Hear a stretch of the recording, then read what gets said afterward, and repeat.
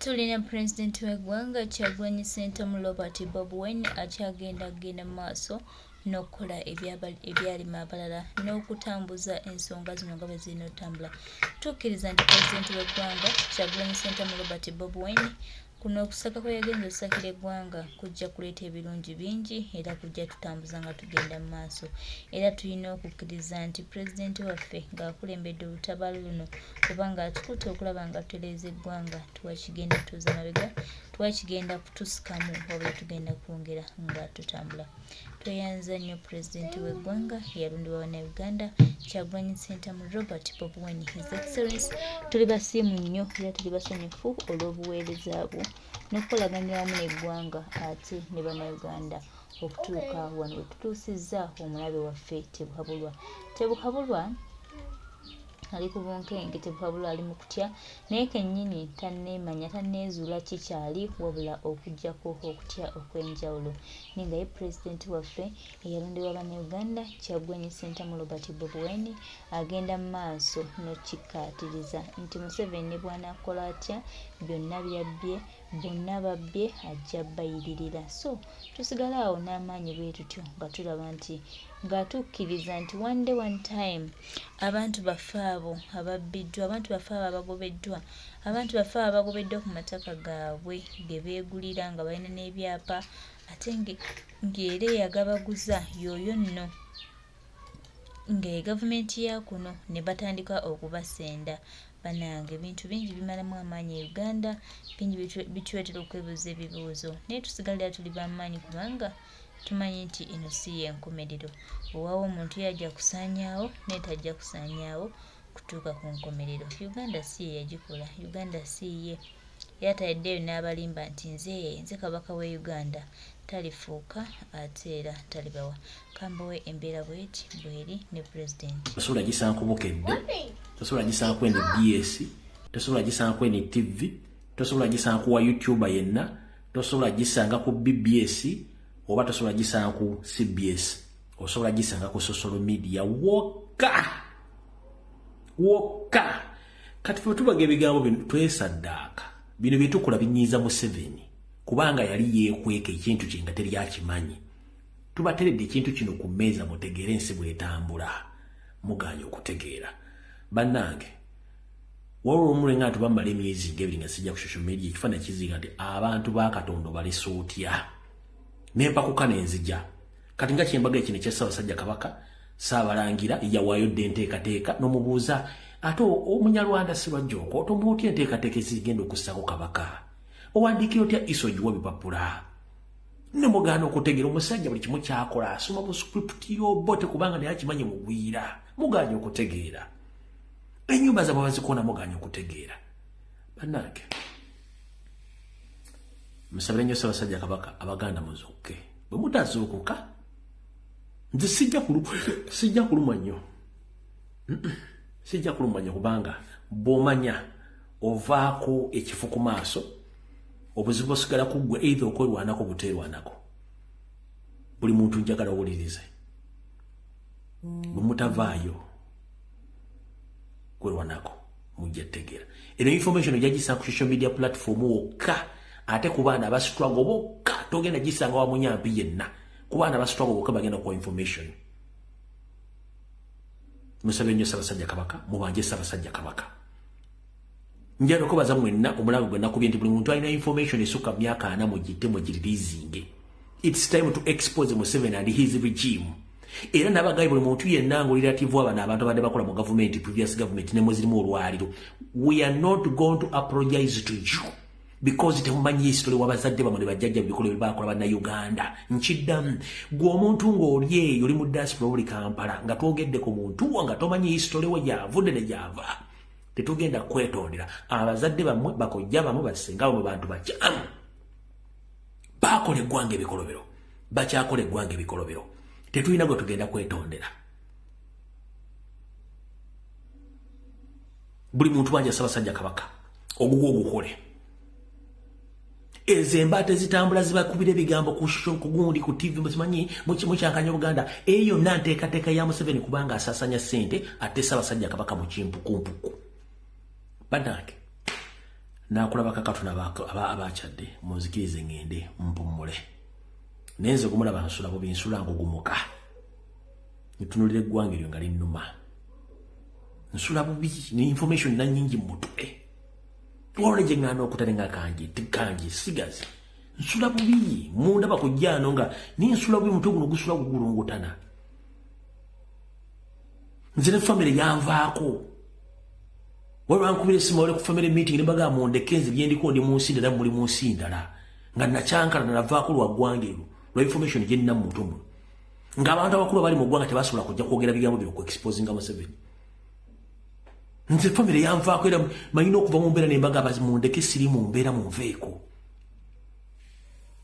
information natufu nina nyingi mutumu genda banengamba no abantu ambayina okufa nagenda okwogera ekigambo ekyo nti abantu ambayina okufa mu Uganda okutereera nali nkitegeeza olwa information gyenna mutomuno nego jamula banga ayambadde kanzu ayambadde suuti ali ku microphone ayogera kumbe debe ate gana amaliba agampime mwanyi kubanga afuna omusaala nega generation bazituulidde nzi sikyalina life sikyalina feeling nibo tubagibwe muluza tusaaga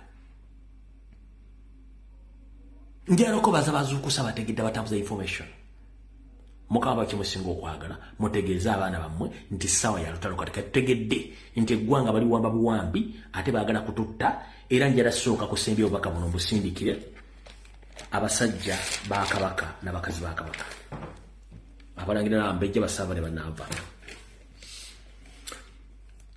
kuno kwa kufundikira kwa video eno gwowe ndamo na Uganda ali mu Uganda boba toli ku kakundi ka Museveni nga toli munyarwanda uyo bakabuno nkiddamu gwe namo na Uganda okusingira ddala abaganda nga toli party ku family ya Museveni uli ebitabo bino okubonaabona kw'abana Uganda kutudde kuggwe okusendebwa kw'ettaka kw'abantu bagoba ku ttaka kutudde kuggwe abalangira n'abambejja bagenda bafukamira Museveni omunyarwanda mumbonyabonye eggwanga Uganda nammwe abagamba nti mugenda kwesiba omwagala obululu nga temususse kumanya kinyusiddwa nga gyerivudde na gyeriraga weesimbirawo bwereere obuyinza balwanirira bulwanirire tebagenda mu kabokisi kuba Museveni tagenda nko mu kabokisi gwe wenna agamba nti free Uganda free what nga toyina option kirala kyonna ebyokulonda ago gaba mazina gakiyita mu lujja saawa yakwenula by all means nkubuulira gwagenda n'osaba Museveni obuyambi ku nsonga z'ettaka weesimira kinnya gwagenda n'osaba Museveni obuyinza weesimira kinnya gw'omuganda yenna ali mu Ssaabasajja Kabaka olukwe nga tokimanyi nti yabadde custodian wo oli munyarwanda ajjene plan ye yakutta kusaanya okubanga bakimanyi nkugambye Museveni yakola ka video ga fenga baganda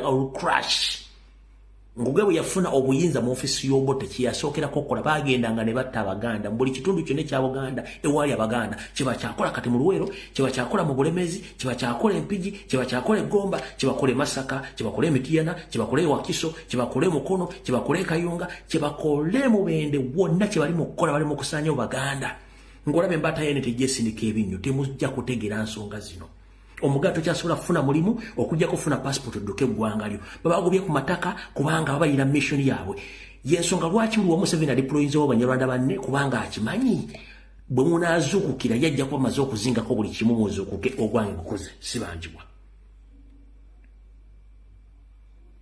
musabire nnyo Ssaabasajja Kabaka kubanga already enteekateeka bazikoze dda zino video mujja zijjayo mugeto musajja kuna kugundu bayogora onaku nzo muziri 17 ebiga bino mujja bijjayo ngalenda bugise mufungize video wedde mwebale kuberako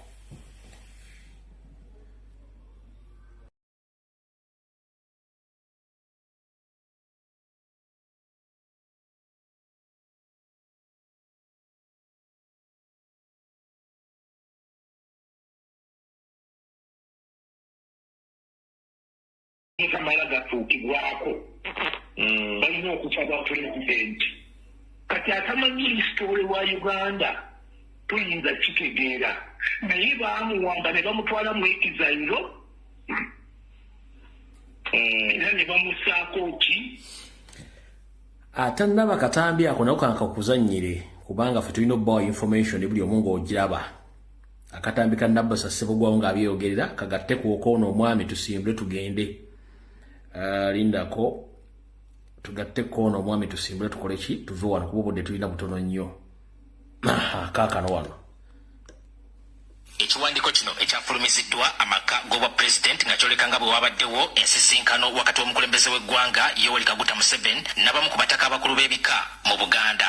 Ensisinkano eno yabadde mu maka g'obwa pulezidenti Entebbe ku lw'omukaaga oluwedde era tukitegedde nti minisita omubeezi ow'ebyamawulire ow'ekitiibwa Joyce Nabbosa Ssebugwawo ye yakulembeddemu abataka.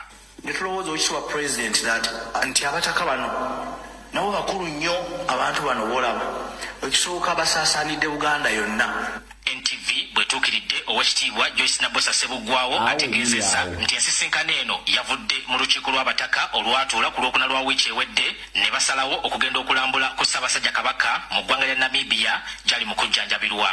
Okusinziira ku Nabbosa, abataka babadde tebasobola kuggusa nsonga eno olw'embeera enzibu eri ku byokwerinda bya Kabaka mu kiseera kino kwe kusalawo bagende ewa Pulezidenti Museveni ayogereganye ne gavumenti ya Namibia. Okumutuukako kuzibu. Kaakati ne bateesa ne bagamba tunaakola tutya okusobola okumutuukako.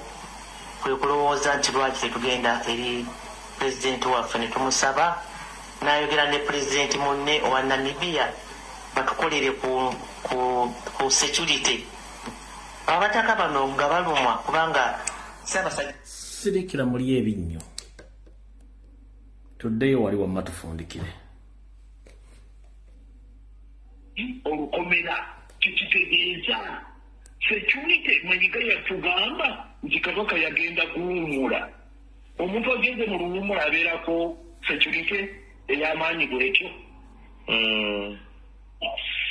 Ekirala mu constitution ya Uganda tulina constitution egamba nti ebyobwakabaka tebigenda mu byabufuzi. Lwaki Museveni akundira olugundi olukomera ku Kabaka?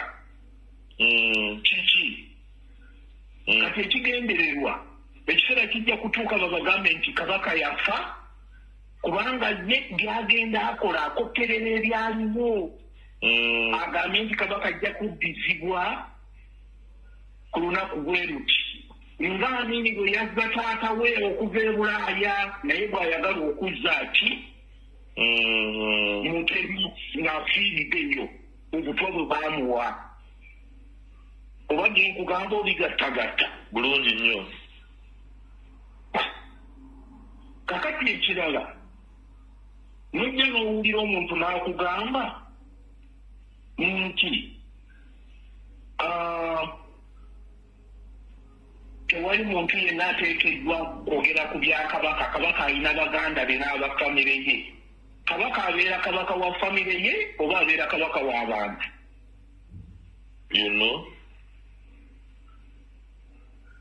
Kakati n'ekyo kyemali njagala okugamba. Abanyarwanda baatusensera dda naye ng'Obote ye yaleeta Abanyarwanda ng'alowooza nti bajja mulemeseza mu buyinza. Omanyi buli bw'obeera liifigi obeera mugonvu nnyo gy'oli omuweereza.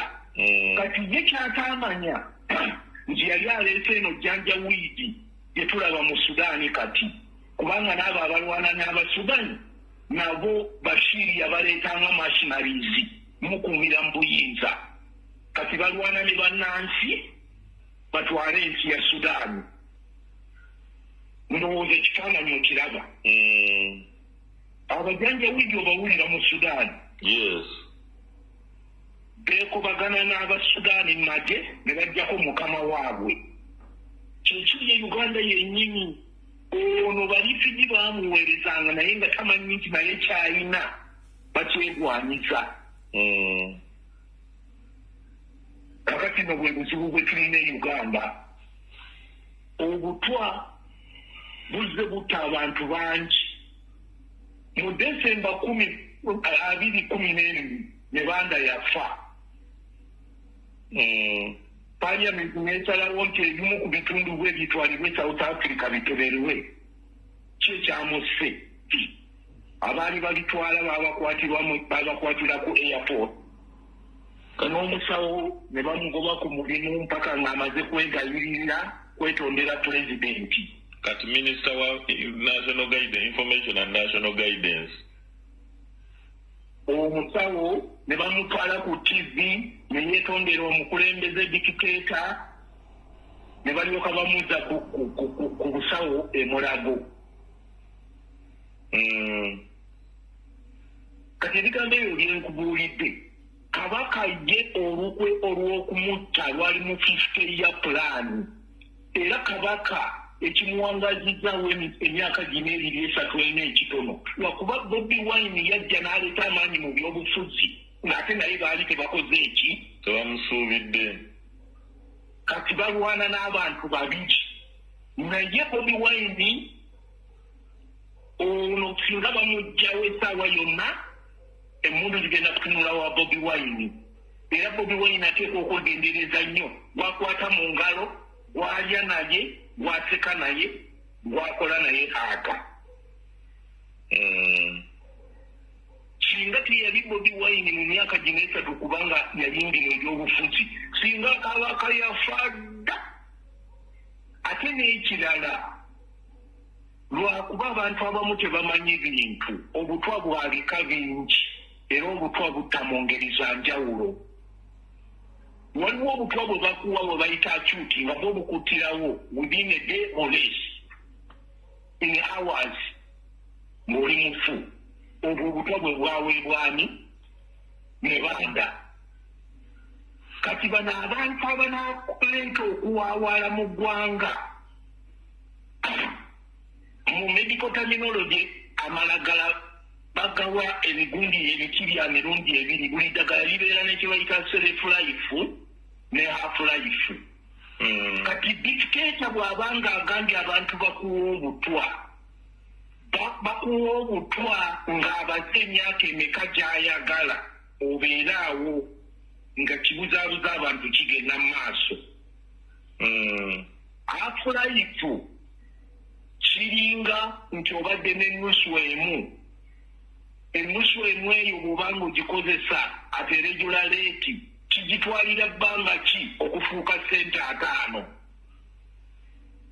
sente 5 ago kigatwalira bbanga ki singa obadde esente osigadde ozikozesa ku mutendera gwe gumu okufuuka sente 25 ye half life kati obutwa obwo bubeera mu mubiri nga bugenda butambulira gye bayita half life bwe baba tebakuwadde bukirawo obutwa bujja abantu enviri ku mutwe obutwa bufuula abantu emitwe ne babanga abalalu obutwa waliwo kye bayita katekisiya omuntu omulaba asiriira mpola aggwawo bwe tunuulira Uganda yenna buli muntu gwe bagamba nti yaweebwa obutwa Ssejjirinya omulaba bw'afaanana ne Ssejjirinya bwe yali afaanana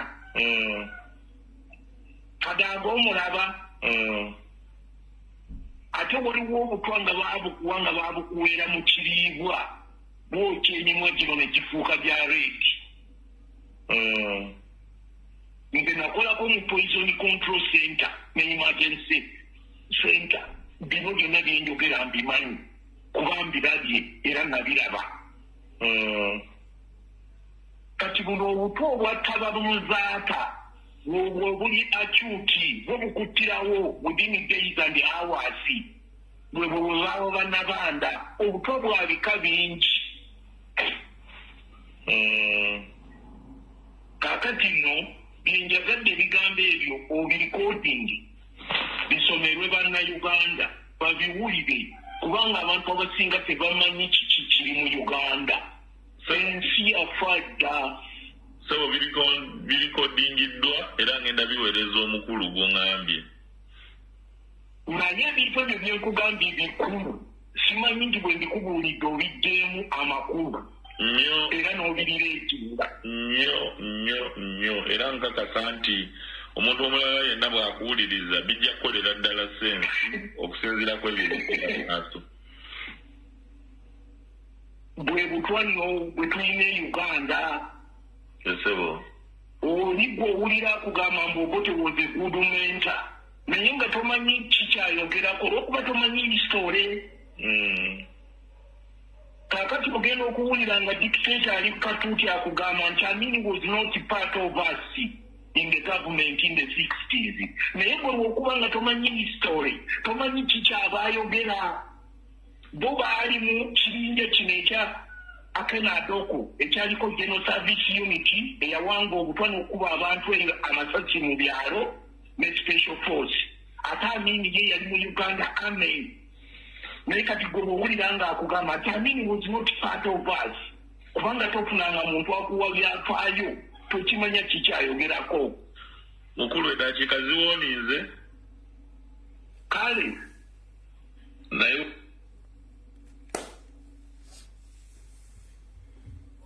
okujjako ng'abaloga ali ku musambya waggulu abalingiza nako ogwange ngokoze aneesulire gwa naggamba n'obusibwa eno information tosobola gisanko yo BC tosobola gisanko bukedde tosobola gisanko ene BS tosobola gisanko ene TV tosobola gisanko wa YouTuber yenna tosobola gisanga ku BBS oba tosobola gisanga ku CBS osobola gisanga ku social media woka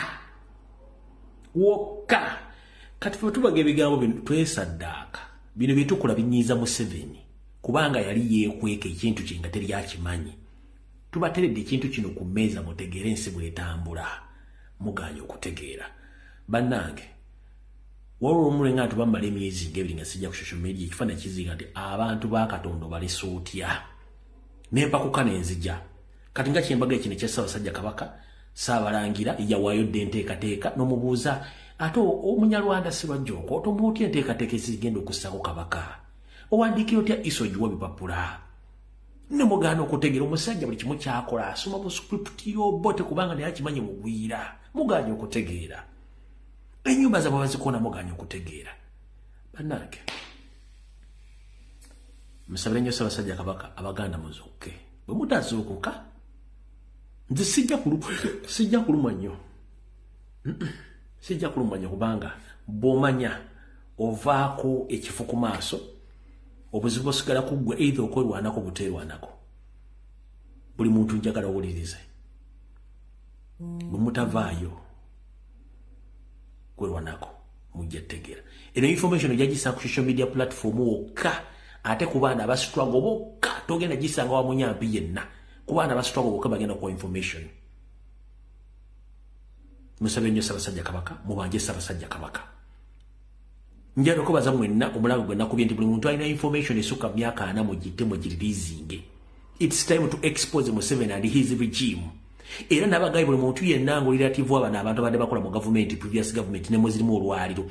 We are not going to apologize to you because temumanyi history wabazadde bamwe bajjajja bikolo bakola bana Uganda. Nchiddamu gwe omuntu ng'olye yoli mu diaspora oli Kampala nga twogedde ku muntu nga tomanyi history we yavudde ne java. Tetugenda kwetondera abazadde bamwe bakojja bamwe basenga mu bantu bakyamu bakole gwange bikolobero bakyakole gwange bikolobero tetulina gwe tugenda kwetondera. Buli muntu wanja Ssaabasajja Kabaka ogugwo ogukole ezembate zitambula zibakubira ebigambo ku shusho kugundi ku TV muzimanyi mukyankanya Buganda eyo nanteekateeka ya Museveni kubanga asasanya ssente ate Ssaabasajja Kabaka mu kimpukumpuku. Bannange nakulaba kakatuna abakyadde munzikirize ngende mpumule nenze kumulaba nsula bubi nsula ngugumuka nitunulire gwange lyo nga linnuma nsula bubi ni information na nyingi mutwe wone je ngano okutalenga kanji sigazi nsula bubi munda bakujjano nga ni nsula bubi mutugu nogusula gugulungutana